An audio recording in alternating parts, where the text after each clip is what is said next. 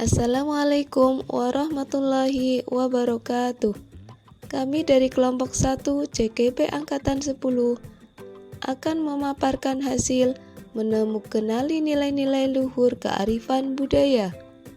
Pada kelas 82 didampingi oleh Bapak Darman sebagai fasilitator, Ibu Wahyu Wijayanti dan Bapak Puja Setiawan selaku pengajar praktik. Sebelumnya saya akan memperkenalkan anggota kelompok kami.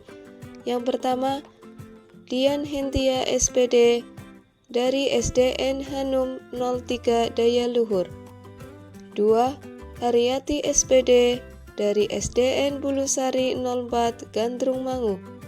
3.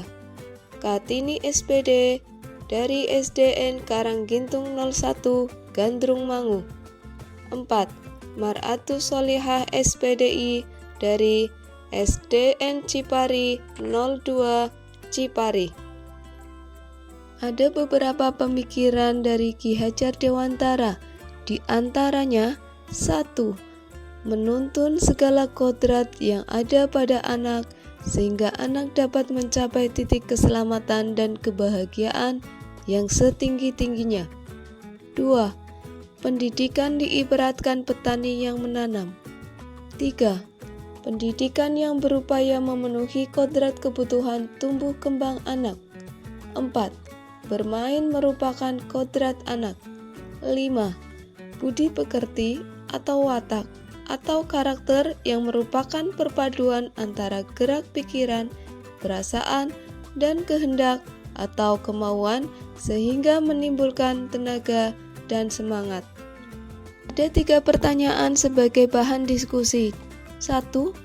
Apa kekuatan konteks sosio-kultural di daerah Anda yang sejalan dengan pemikiran Ki Hajar Dewantara? 2. Bagaimana pemikiran Ki Hajar Dewantara dapat dikontekstualkan sesuaikan dengan nilai-nilai luhur kearifan budaya daerah asal yang relevan menjadi penguat karakter murid sebagai individu sekaligus sebagai anggota masyarakat pada konteks sosial budaya di daerah Anda. 3. Sepakati 1 kekuatan pemikiran Ki Hajar Dewantara yang menebalkan laku murid di kelas atau di sekolah Anda sesuai dengan konteks lokal sosial budaya di daerah Anda yang dapat diterapkan. Kekuatan konteks sosio-kultural di daerah Anda yang sejalan dengan pemikiran Ki Hajar Dewantara.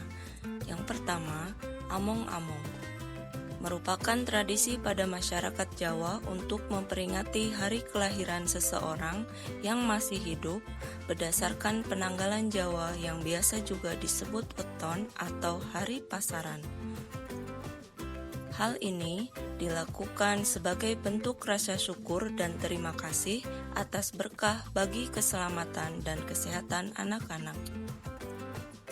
Masyarakat meyakini dengan makan bersama mengembangkan budi pekerti luhur sesuai dengan pemikiran Ki Hajar Dewantara tentang budi pekerti, yaitu kebersamaan dan berbagi terhadap sesama, yang mana dengan kegiatan seperti itu diharapkan terciptanya kerukunan masyarakat.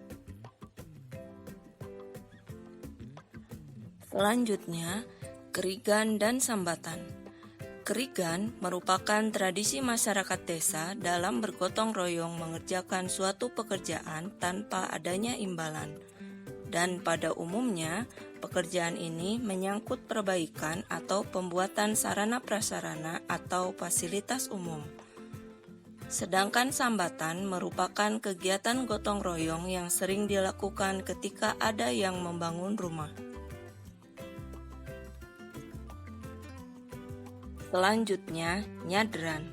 Nyadran juga dilaksanakan untuk menyambut momen-momen keagamaan seperti bulan Ramadan. Tradisi ini dipercaya sudah berlangsung selama ratusan tahun dan diturunkan dari generasi ke generasi. Tradisi nyadran secara umum diselenggarakan sebagai bentuk penghormatan kepada para leluhur sekaligus ungkapan rasa syukur kepada Sang Pencipta. Ketika melakukan nyadran menjelang bulan Ramadan, masyarakat umumnya melaksanakan sejumlah kegiatan, yaitu bersih-bersih dan ziarah makam, makan bersama, doa bersama, dan kenduri. Selanjutnya, sedekah bumi. Sedekah bumi merupakan tradisi yang dilaksanakan pada bulan Syuro atau Muharram. Acara ini digelar sebagai bentuk rasa syukur kepada Sang Maha Kuasa karena telah memberikan bumi tempat kita berpijak dengan segala rezeki berupa hasil bumi untuk keberlangsungan hidup. Selanjutnya, tradisi 5S: senyum, salam, sapa, sopan, dan santun. Masyarakat di daerah Gandrungmangu merupakan masyarakat pedesaan yang sangat identik dengan keramah tamahannya. Tradisi saling menyapa, bersalaman, dan berkomunikasi dengan wajah bahagia menjadi ciri khas utama dari orang Jawa. Dengan selalu mengedepankan sikap unggah-ungguh dan menjaga tata krama dalam bermasyarakat. Hal ini dapat mengembangkan budi pekerti sesuai pemikiran KHD, yaitu memiliki keramah tamahan yang tinggi, sehingga akan menjadi entitas kearifan budaya daerah. Apa kekuatan konteks sosiokultural di daerah yang sejalan dengan pemikiran KHD? Pertama, gotong royong. Kedua, religi. Ketiga, nasionalisme. Keempat, kejujuran. Kelima, budi pekerti. Dan yang terakhir, tanggung jawab. Bagaimana pemikiran KHD dapat dikontekstualkan sesuai dengan nilai-nilai luhur kearifan budaya daerah asal yang relevan menjadi penguatan karakter murid sebagai individu sekaligus sebagai anggota masyarakat pada konteks lokal sosial budaya di daerah Anda. Yang pertama, nilai pendidikan mengandung nilai yang bermanfaat bagi kehidupan masyarakat, adanya rasa ingin berbagi. Yang kedua, nilai gotong royong dapat diambil dari kerigan dan sambatan sebagai suatu perwujudan rasa kebersamaan dan rasa peduli. Yang ketiga, nilai moral dapat diambil dari tradisi among-among dan nyadran, merupakan perwujudan sifat kekeluargaan. Yang keempat, nilai budaya.